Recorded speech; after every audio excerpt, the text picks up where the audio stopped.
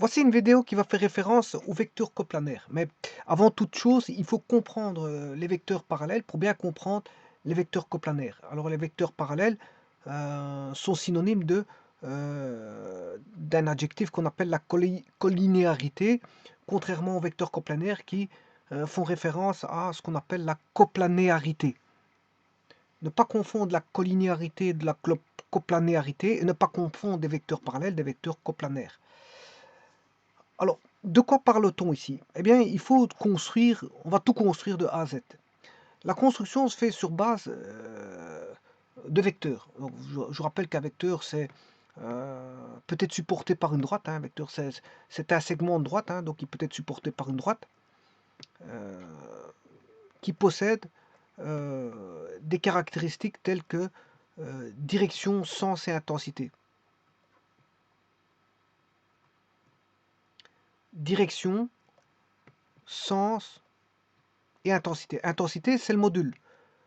Le module, c'est, si vous avez affaire à des vecteurs géométriques, le module s'exprime en unité de longueur. C'est une longueur. Mais si c'est un vecteur non géométrique, vous avez des unités autres que la longueur. Bon, ça, il faut le savoir.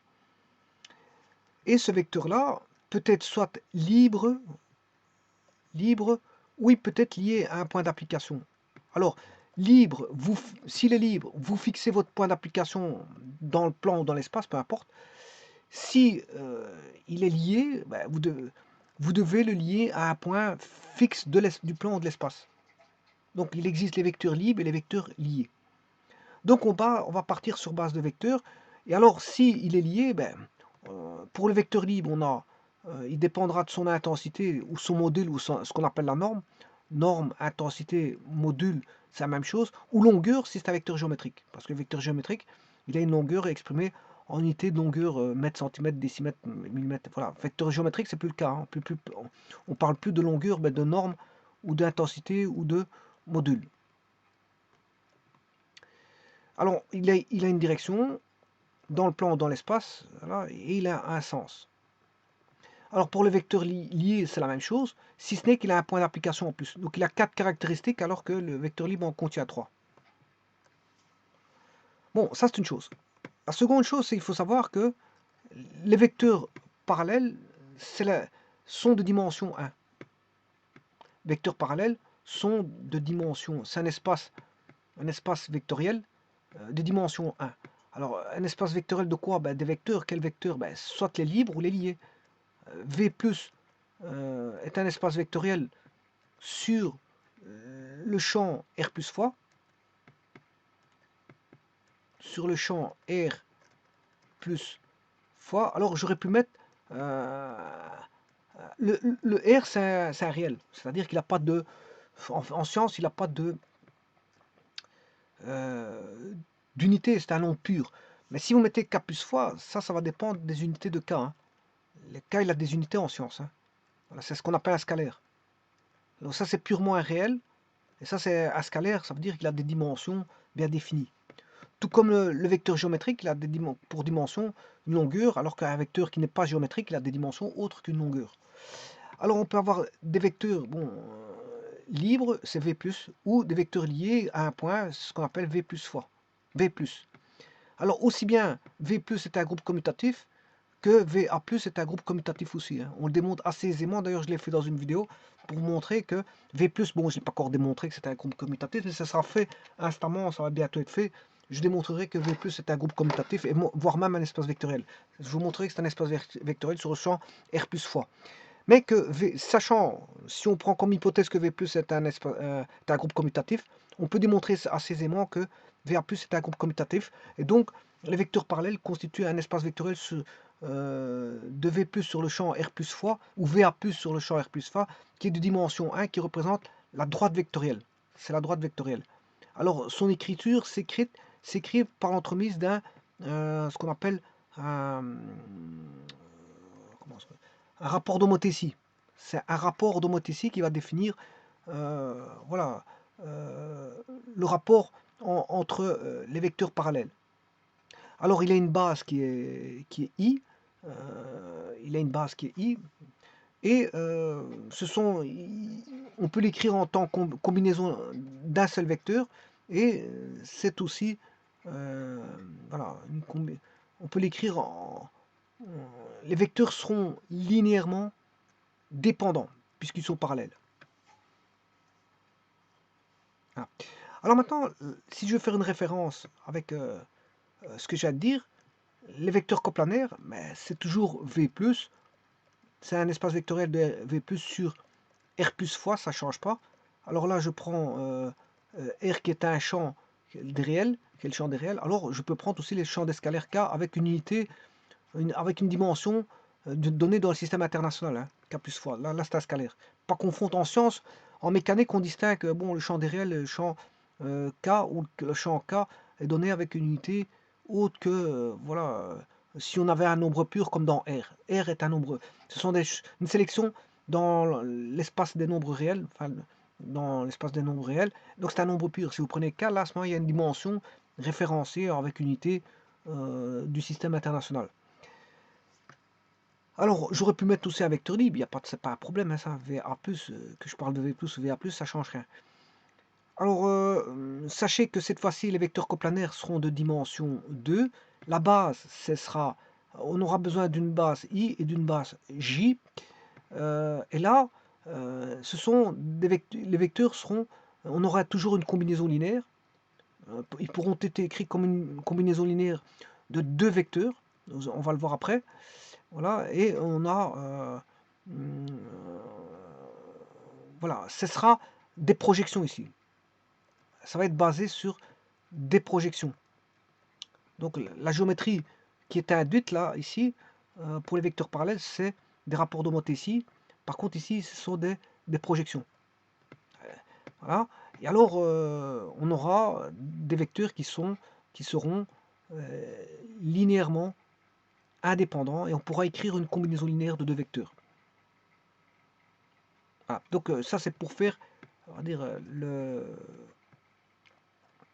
voilà, la distinction, le distinguo. Alors,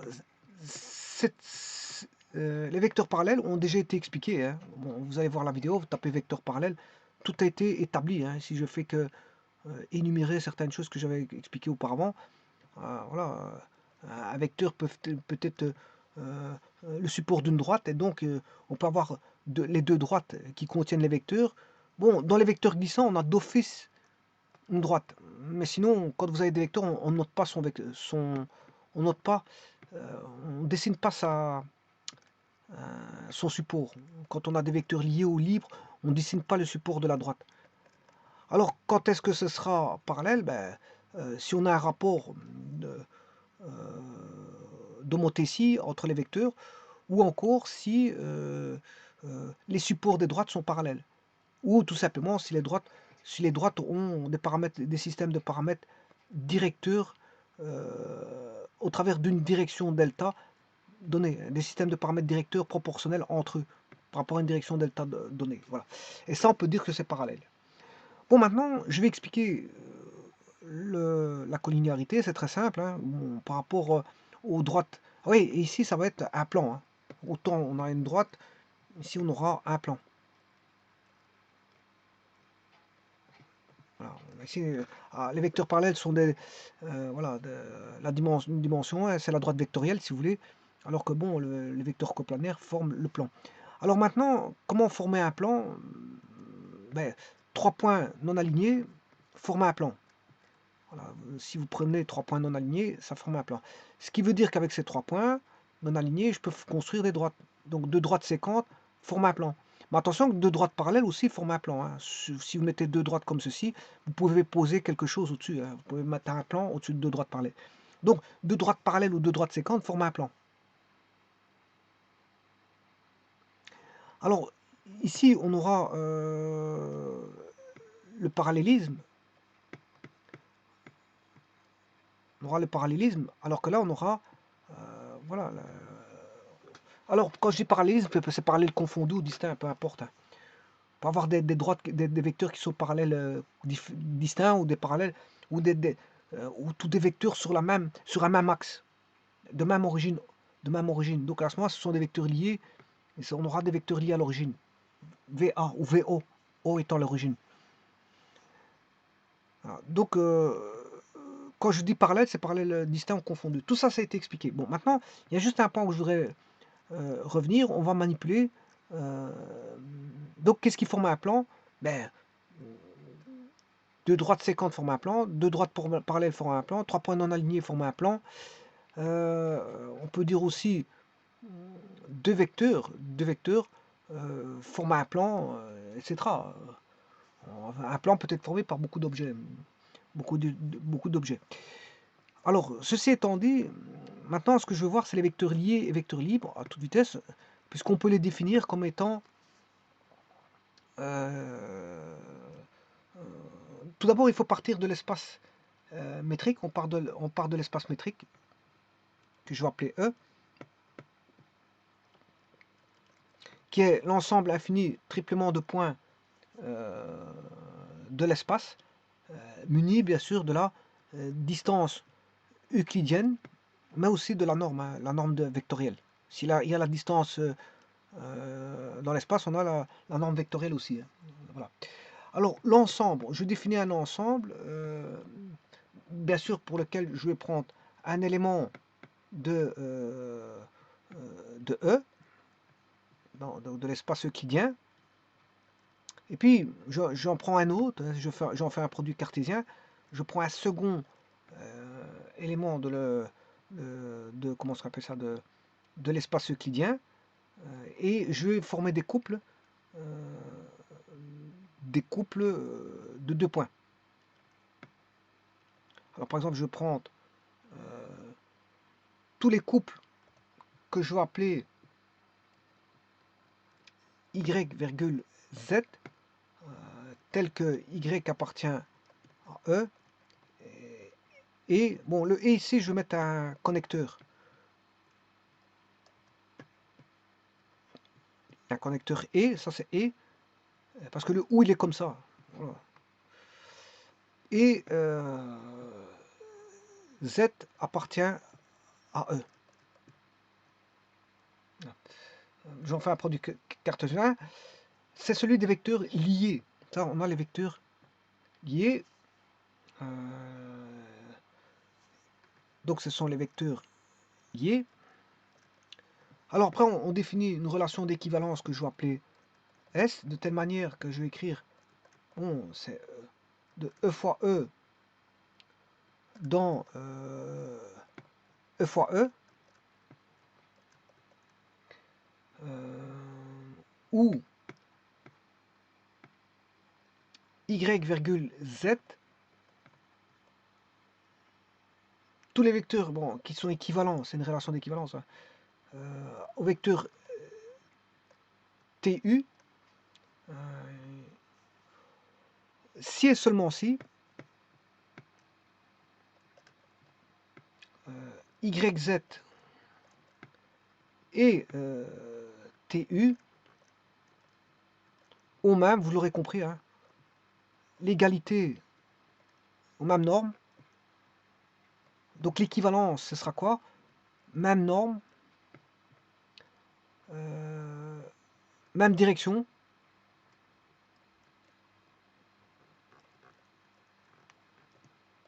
et même sens. Alors, même sens, je vais l'écrire ici, même sens. Donc tout vecteur qui aura même norme, même direction, même sens, sont des vecteurs équipolants. Et ainsi, je définis l'ensemble quotient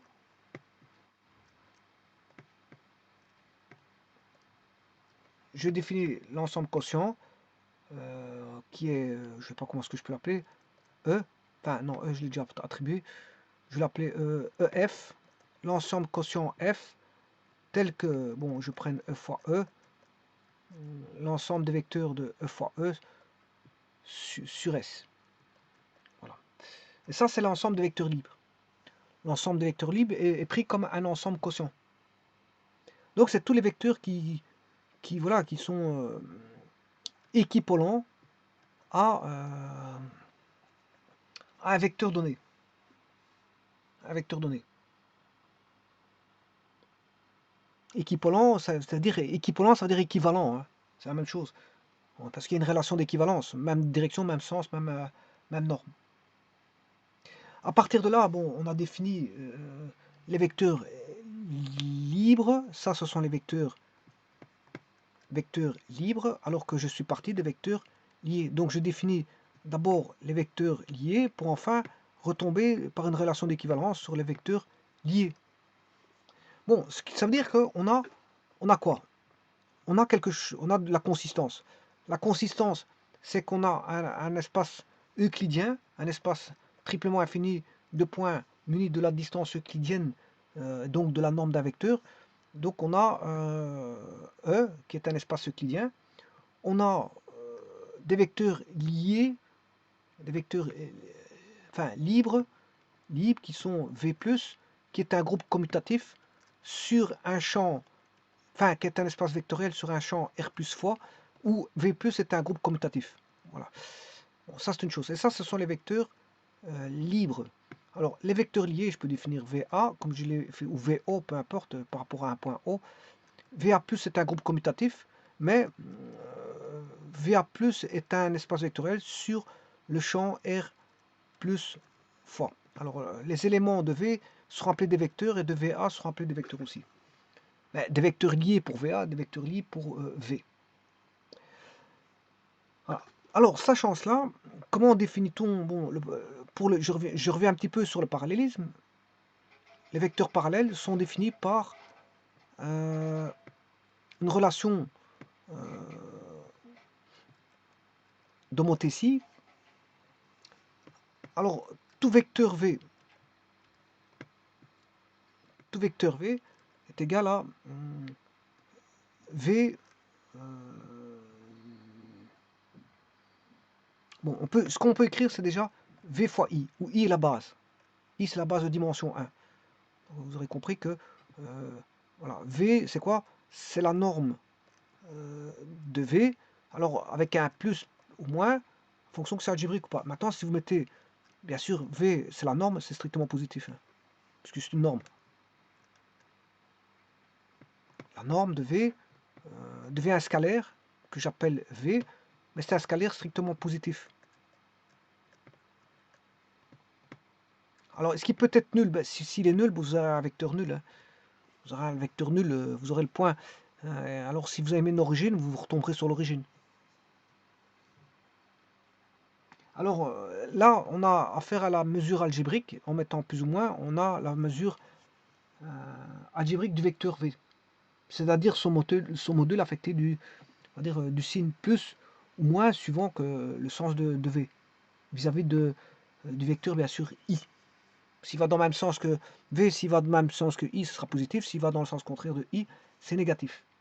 Bon, et ça, c'est une relation, on va dire, d'homothétie. Hein. C'est une relation d'homothétie qui prouve qu'on a I et V qui sont parallèles. I parallèle à V. Voilà. Et I est une base. Hein. Il va engendrer n'importe quel vecteur V. Il peut engendrer n'importe quel suivant. Voilà, il peut engendrer n'importe quel vecteur. Alors je vous rappelle qu'une base, c'est une partie libre et partie génératrice, mais qu'ici la base est de dimension 1. Donc c'est les droites du plan ou de l'espace. Bon, maintenant, revenons au plan. Maintenant, je viens au plan. On a toujours nos vecteurs liés ou libres, peu importe. Mais cette fois-ci, je vais voir au niveau coplanaire. Alors, je vais me munir des outils des vecteurs parallèles pour formaliser cette notion de vecteur parallèle au travers des projections.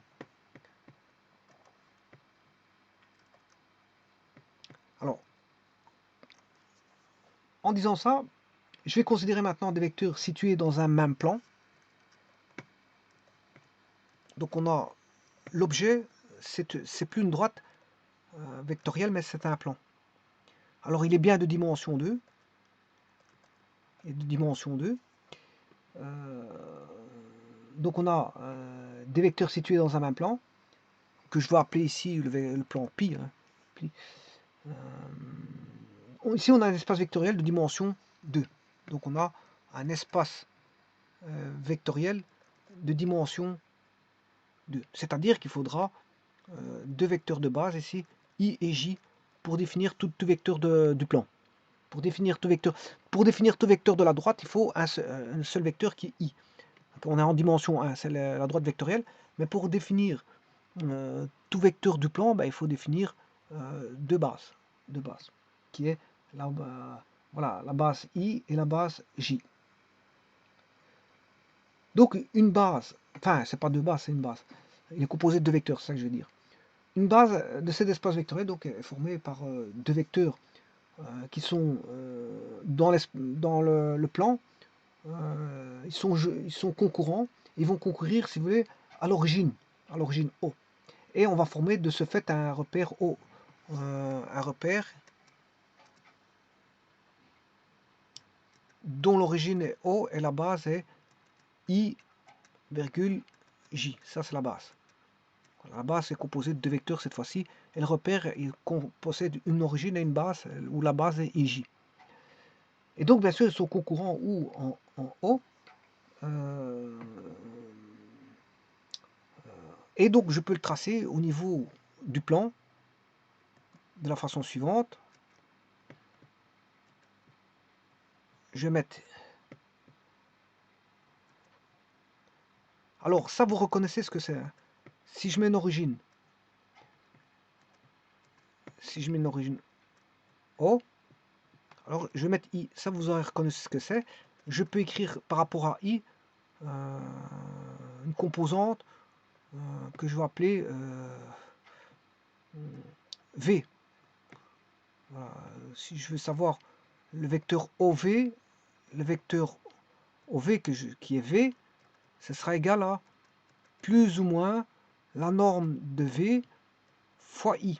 Bon, ça c'est une chose. Bon, maintenant, si je mets un second axe comme ceci, voilà, je mets une seconde base toujours. Je rappelle que les vecteurs sont des vecteurs unitaires. Hein. La norme de I égale la norme de J. Ça c'est la norme. Hein. Je l'ai mal écrit, voilà, c'est deux barres. Bon, je devrais écrire mieux que ça, mais bon, enfin bref. C'est deux barres. Une barre, une deuxième barre, une barre, une deuxième barre. Alors, leur norme vaut 1, et là, je vais mettre le vecteur J. Là, maintenant, vous avez une base normée. Elle est normée, cette base. Elle est normée parce que le I et J font 1. Ouais, c'est pas I, mais J. Voilà, mais elle est pas orthogonale. Elle est pas orthogonale. Mais en tout cas, elle est normée. On a une base normée. Alors, maintenant, si je vais écrire un vecteur W, vous aurez compris que W est égal à plus ou moins... ici, on a deux droites. Pour former... parce qu'un plan, c'est quoi? C'est deux droites séquentes forment un plan. Or, la droite vectorielle, là, on a la droite vectorielle de dimension 1. Et là, on a une droite vectorielle de dimension 1. Voilà. Et donc, deux droites vectorielles de dimension 1 donnent la formation d'un plan. Deux droites forment un plan. Et donc, deux droites la direction de deux vecteurs parallèles ici, enfin, deux directions donnant à chacun deux droites, où on pourra mettre des parallèles d'un côté et les parallèles de l'autre, on pourra composer deux parallèles, c'est ça que je veux dire, hein, on pourra composer deux parallèles, et bien, forme un plan. Et c'est vrai ici, parce que si je veux une coordonnée ou une composante vectorielle, je fais une première parallèle, et puis une seconde parallèle. Donc c'est un jeu de parallèles. C'est un jeu de parallèles. Vous voyez que ici c'est des jeux de parallèles. Voilà. Et là, en faisant ça, je compose par exemple un vecteur ou un point. Alors ce sera le vecteur par exemple OX. Le vecteur OX. Alors qui vaudra W, sa coordonnée, ce sera je sais pas moi, alpha, bêta. X aura pour coordonnée alpha, bêta. Mais la composante de OX est égale à alpha I plus bêta J. Et ça, je vais en parler. Donc, vous voyez que c'est une composition de parallélisme par rapport à deux droites vectorielles. Ces deux droites vectorielles, voilà, on fait des parallélismes pour retrouver la composition d'un vecteur. Alors, vous aurez compris que la première droite, c'est l'axe des abscisses, et la seconde droite, c'est l'axe des ordonnées. Donc ici, on travaille dans une base IJ, dans un repère OIJ. Alors, si les vecteurs I et J sont perpendiculaires, on a ce qu'on a affaire à une base dite orthonormée. Alors maintenant, tout vecteur qui est proportionnel à I et à J sera dans le plan, d'office dans le plan pi. Hein. Tout vecteur proportionnel à I, tout vecteur proportionnel à I est sur la droite, des abscisses, et tout vecteur proportionnel à J est proportionnel à, à, à J. Mais maintenant, bien sûr, il ne faut pas oublier que là, c'est une composition vectorielle. Hein. Il faut faire un plus, V plus W. Donc il ne suffit pas de dire que c'est ceci et ceci, mais c'est ceci, le vecteur là, plus le vecteur là. Ce vecteur là, c'est lequel? Ben, c'est le vecteur qui est là. Le vecteur qui est là, voilà. Vous combinez deux vecteurs, l'un suivant I, l'un suivant J. Bien sûr, vous le ramenez en parallèle pour avoir une addition suivant l'addition vectorielle. Et puis vous refermez le polygone. Vous fermez le polygone pour avoir la somme. Donc il faut bien ne pas oublier de faire V plus W. OX, qu'est-ce que c'est? OX, c'est V plus W. Voilà.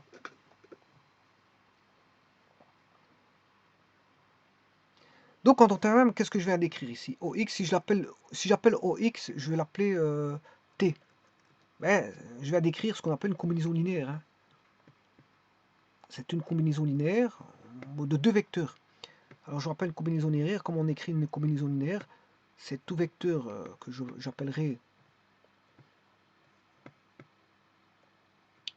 U est égal à alpha V1 plus alpha 1 V1 plus alpha 2. Enfin, en fait, c'est somme des lambda I UI, voilà, qui va donner un vecteur V, par exemple. Voilà. I égale à 1 jusque N. Alors, ils ne sont pas obligés de tout... Certains des lambda I seront nuls. Hein. Ils ne sont pas tous obligés. Il faut au moins minimum 1. Il faut un minimum 1. Bon, mais ici, comme on a un espace à deux dimensions, ben, on n'ira pas jusque N. Puisque la combinaison linéaire, elle va que jusque 2. Donc ici, c'est la somme de lambda, voilà, de 1 à 2. Alors ici, si je fais une référence à la formule, bon, je mettrai plutôt le V ici. Je ne vais pas mettre alpha, mais lambda 1. On manipule des indices, hein. Donc c'est à l'aide de famille. On parle de famille ici parce que on manipule des indices. Donc c'est lambda 1 et lambda 2. Et là comme je l'appelais U, je vais changer ça, je vais l'appeler U1. U1, U2. Donc là, on a une combinaison linéaire. Là. Donc, tous vecteurs peuvent être formés par une somme. Alors, je rappelle que lambda I est un vecteur, lambda fois U1 est un vecteur, lambda 2 fois U2 est un vecteur. Donc, on a une somme vectorielle ici. Hein. On a bien la somme de vecteurs donne un vecteur. Voilà. Et ça, on a bien une combinaison linéaire. Ben, maintenant, cette combinaison linéaire s'écrira plutôt en fonction de I et J, vous l'aurez compris. Hein. Donc, si j'appelle par exemple tout vecteur, si j'appelle quel que soit x appartenant au plan pi, je peux écrire que OX, le vecteur OX est égal à alpha i plus bêta j.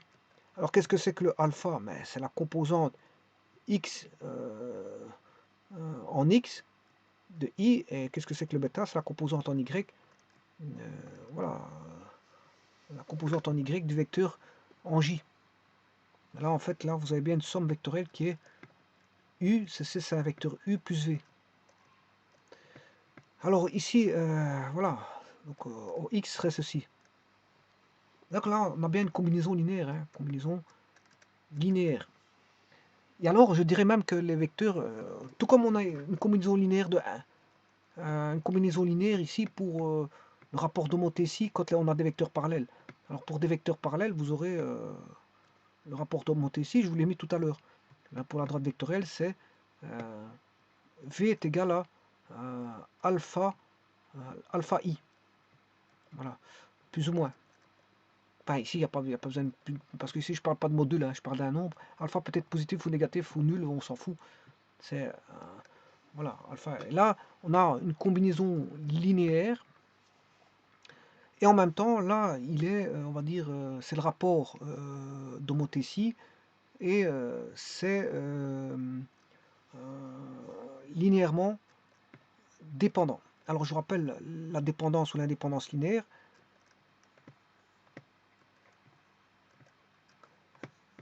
L'indépendance linéaire est le contraire de la dépendance linéaire. Alors, la dépendance linéaire, c'est quand c'est parallèle. Je vous parle de deux vecteurs, hein, pas plus. C'est des définitions pour deux vecteurs. Alors, quand on aura U égale alpha V, là, on peut dire que c'est linéairement indépendant. Mais si U est différent de alpha V, on a l'indépendance linéaire. En d'autres termes, là, c'est parallèle, et là, ce sera séquente. Et là, ça va induire une triangularisation, puisque je peux écrire que si on a A, B, C, qui est un triplet de points, enfin, on va dire 3 points, c'est 3 points, A, B, C. On va dire qu'il existe un seul, il existe un seul alpha appartenant à R, tel que je peux écrire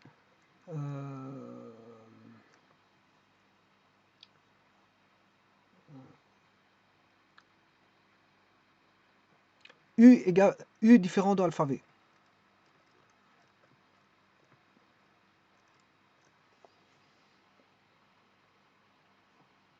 Non, je raconte une bêtise là. C'est pas ça que je voulais dire. Je raconte une bêtise. J'ai rien dit ici. C'est pas ça que je voulais dire. C'est pas ça que je voulais dire. Je raconte une bêtise. Je m'excuse. Bon, ce que je voulais dire, c'est que si on a 3 points ABC, je peux dire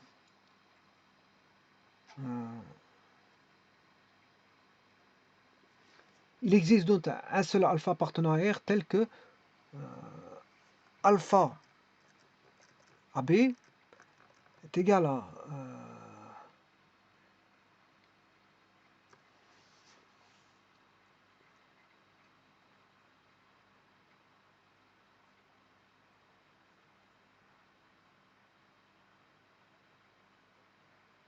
non,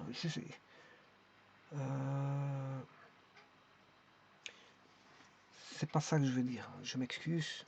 Je vais un peu trop vite. Il faut une triangularisation. C'est de trouver la triangularisation. C'est ça que je veux dire. À partir de ABC, je vais essayer de trouver une triangularisation par rapport à U différent de alpha V. Alors, comment?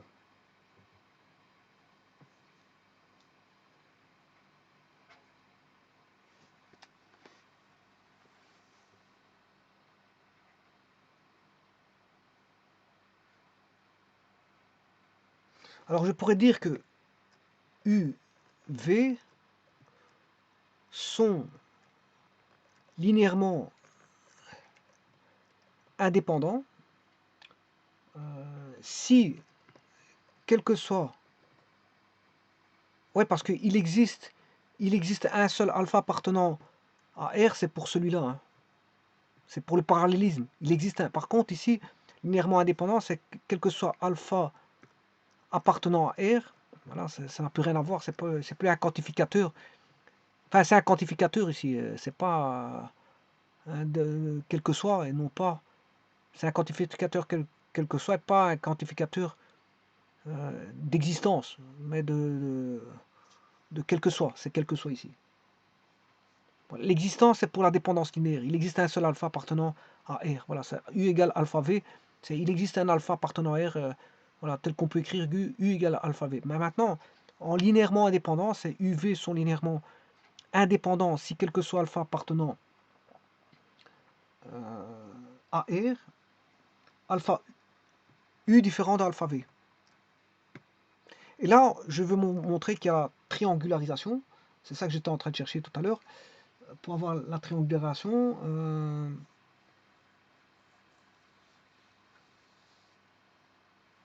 alors s'ils n'ont pas la même direction, puisqu'ils ne sont pas parallèles, ils ne sont pas linéairement dépendants, mais linéairement indépendants, je pourrais avoir la triangularisation comme suit.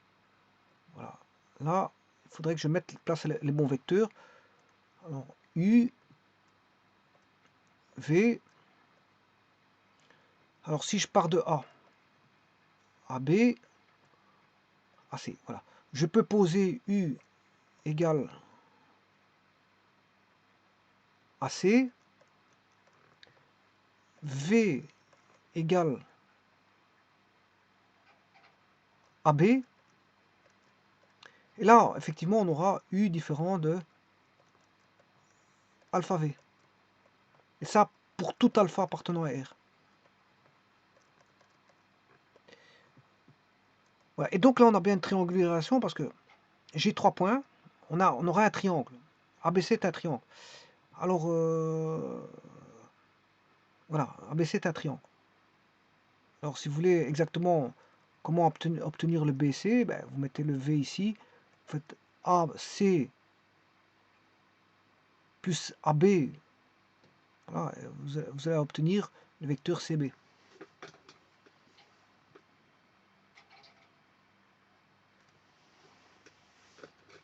Voilà, on obtient une triangularisation et donc voilà, tout vecteur sera dans le plan. Parce que bon, je vous rappelle qu'un triangle c'est une figure dans le plan. Hein. Vous avez, tout vecteur que vous avez formé en triangularisation, vous l'aurez dans le plan. Donc quelque part, ce sera coplanaire. Voilà. Ceci va induire une coplanarité et ceci va induire une, on va dire, une linéarité. Linéarité parce qu'on va voir, parallèle c'est la droite vectorielle, hein, c'est dimension 1, c'est la droite vectorielle. Donc ce sera linéaire. Par contre ici, là-bas ce sera triangulaire.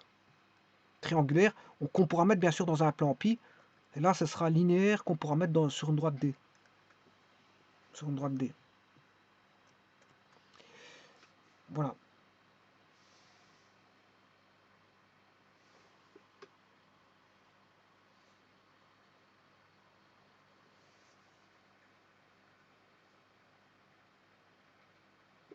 Bon, maintenant, si on revient au niveau du module. Donc, je rappelle qu'on peut écrire que V est égal à xi plus yj. Alors, le module de xy, x et y sont les composantes du vecteur, bien sûr, V. Ce sont des grandeurs, on va dire, scalaires, qui ont les dimensions du module de V. Voilà, parce qu'ici, bon, le i, il n'a pas d'unité. Bon, les seules unités qu'on a, c'est x et y. Alors, pour avoir les modules de xi, ben, c'est le scalaire. Le module, c'est les unités du scalaire x fois i qui n'a pas de module. Donc, lui, il aura un nouveau vecteur que je vais appeler u plus t. Ben, le module de u va dépendre du module de x et le module de t va dépendre du module de y qui sera le même que x parce que pour additionner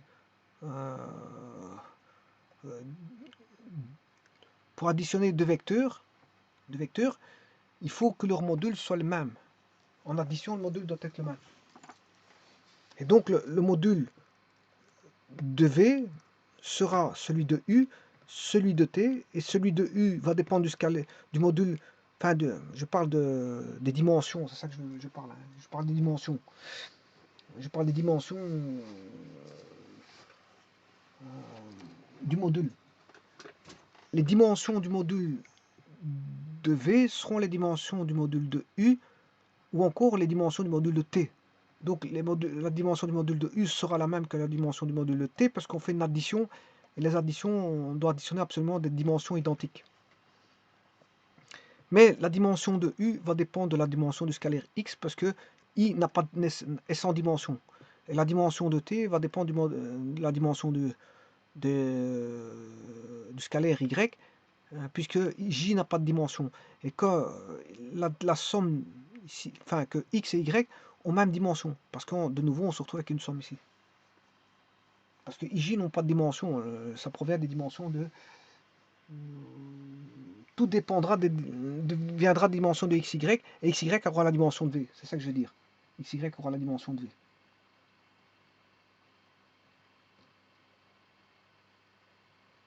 Alors maintenant, je vous ai dit que pour les vecteurs parallèles, on a affaire à une relation d'homothétie. C'est une relation d'homothétie. Voilà. Alors que là, ce sont des projections. Ici, maintenant, je vais voir la projection. Comment exprimer? Bien sûr, je vais mettre un repère orthonormé ici. Hein. Je ne vais pas m'amuser à mettre... parce que généralement, on travaille avec un repère orthonormé. Donc, je mets un vecteur orthonormé. Je place le vecteur I. Le vecteur J. L'origine. Et je place un vecteur quelconque que je vais appeler A, B. Alors, il faut décomposer suivant une projection, suivant I, suivant l'axe des X, et une projection suivant l'axe des Y, comme je vous ai montré tout à l'heure. Bon, ça c'est la même chose. Voilà. Et là, on a la projection de AB sur X, et la projection de AB sur Y.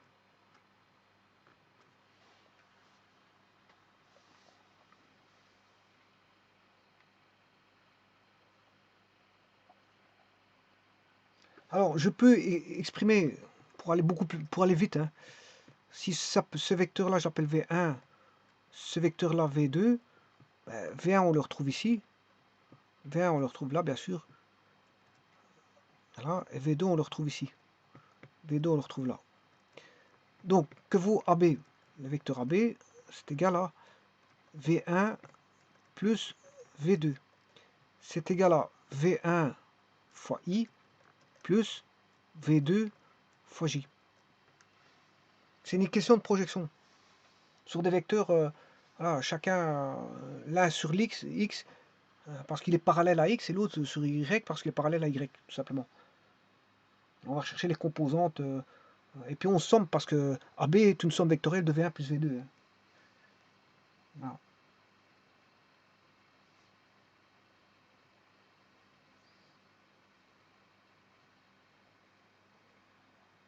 Alors bien sûr, je pourrais écrire que V1, il existe un scalaire hein, qui s'appelle X, voilà, fois I plus V2, il existe un scalaire que j'appelle Y, voilà, fois J, et voilà, en vérité, on mesure, ceci c'est la mesure de ceci, et l'autre c'est la mesure de ça, c'est juste ça.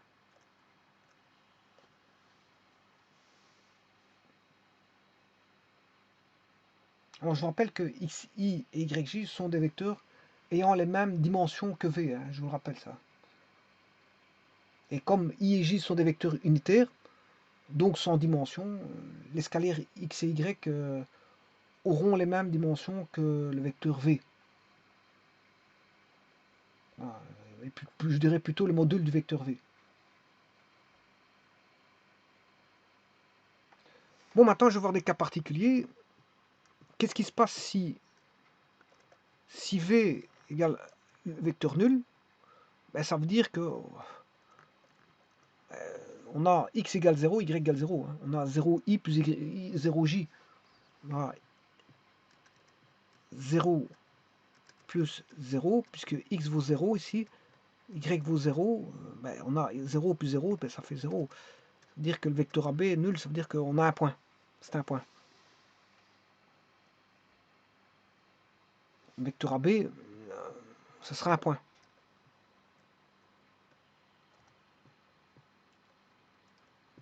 Si AB égale 0, ça veut dire que ben, A égale B ici. Hein.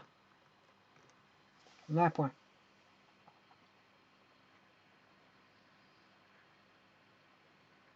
Alors, il y a des cas particuliers.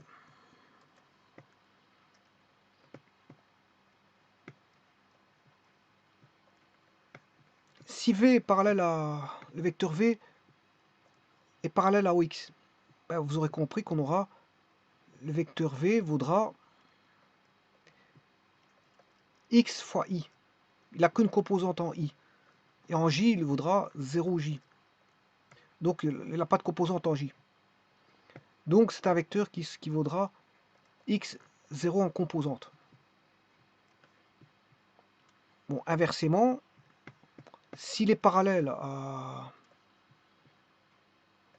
Le vecteur est parallèle à... Comme ceci, V est parallèle à l'axe Y, on aura V égale YJ. Alors, on aura les composantes de V qui seront 0 en X et Y en 0Y.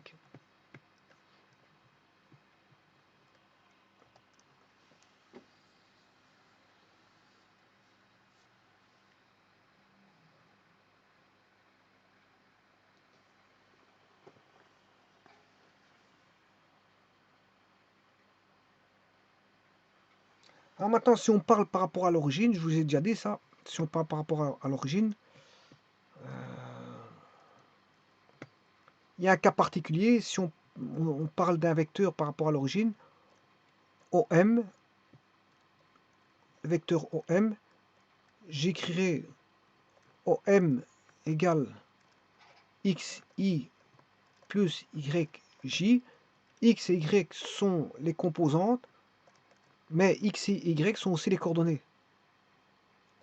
Quand on débute à l'origine, bon, c'est comme ça. On débute un vecteur à l'origine, bon, j'arrive mal à... Je n'ai pas bien écrit le M. Les coordonnées de M seront XY. Donc les coordonnées d'un point M dont... enfin, les coordonnées d'un point M, la coordonnée d'un point M, XY, on va dire ce sont les composants d'un vecteur géométrique OM. Il faut absolument qu'il commence à l'origine. Et alors bon, sachez aussi qu'il y a des compositions qui pourront se faire par rapport...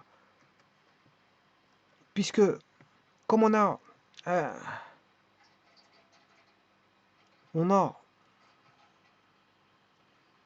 vecteur, une base orthonormée, toute décomposition sera de type triangle rectangle. Donc si vous mettez un angle ici alpha, ou θ ici, peu importe, on peut définir tout par rapport au sinus cosinus. Par exemple, si ceci je l'appelle vecteur V, ici je l'appelle donc X, et là Y, la composante bien sûr, la composante, hein, c'est les composantes. La composante X c'est la composante, hein. Ou si vous voulez c'est XI, bon pour être plus, voilà. Là YJ, le vecteur ici, voilà, ben, je peux écrire que le sinus θ c'est côté opposé qui est Y sur enfin c'est alpha, je m'excuse, c'est alpha, sinus alpha c'est côté opposé sur l'hypoténuse. Le cosinus alpha c'est côté adjacent sur l'hypoténuse, et la tangente alpha c'est le côté opposé sur le côté adjacent. Maintenant, bien sûr c'est tangente alpha. Maintenant par rapport à θ, bon, on peut faire la même chose par rapport à θ. Le cosinus de alpha de θ, je m'excuse, cosinus de θ, les angles sont complémentaires ici, hein. Alpha plus θ ça fait 90 puisqu'on a un triangle rectangle. Donc je peux écrire que c'est côté adjacent, côté opposé,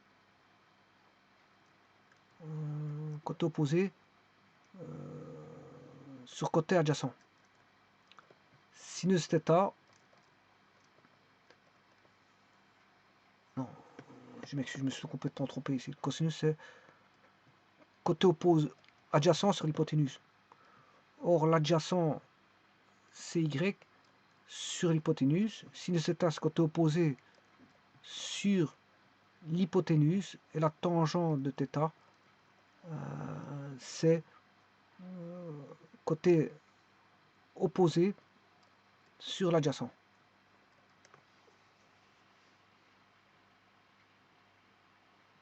Alors, qu'est-ce qui vaut y sur v? Sinus alpha vaut cosinus θ, c'est normal, c'est des angles. Voilà, ici on a bien la même chose, x sur v, y sur x sur y, c'est normal parce que c'est la cotangente. Pour avoir l'égalité, avec des angles complémentaires, il faut prendre la cotangente. On va dire que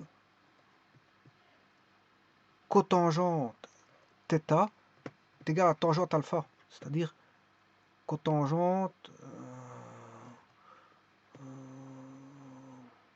faut pas que je raconte une bêtise.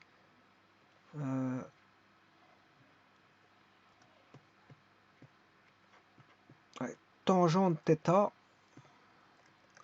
c'est côté opposé, c'est x sur côté adjacent. Ouais. Donc, cotangente θ, c'est y sur x.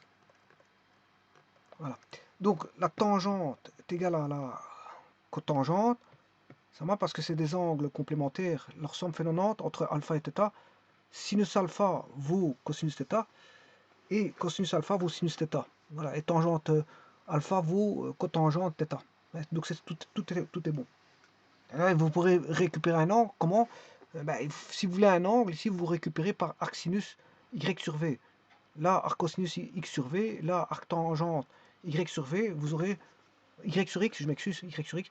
Vous aurez l'angle alpha. Maintenant, si vous voulez l'angle θ, vous faites arc cosinus y sur v, arc sinus x sur v ou arc tangente x sur y, vous aurez récupéré le θ. Ou arc cotangente y sur x, vous récupérez le θ. Voilà, donc on sait récupérer tout ce qu'on veut. Alpha, θ, tout ce que vous voulez.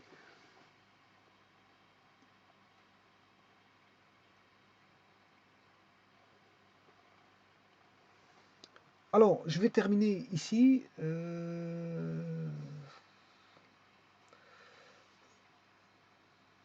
Comment récupérer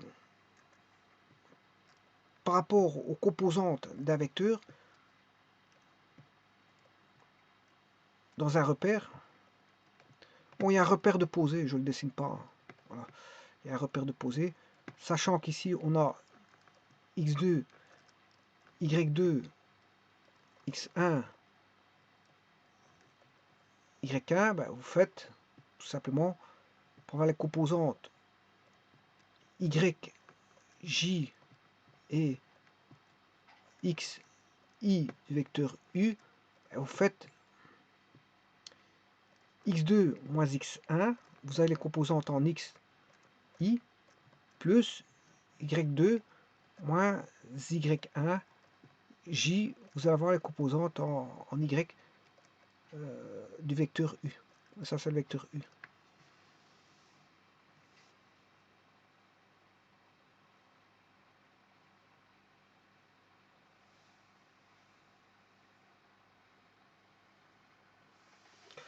Voilà, et je pourrais continuer, voilà, mais ça suffit avec ce que je raconte, parce que c'est vrai que bon, ça, je dépassé un certain temps, donc je montrerai, il y a d'autres choses à montrer, je vous le montrerai dans d'autres vidéos.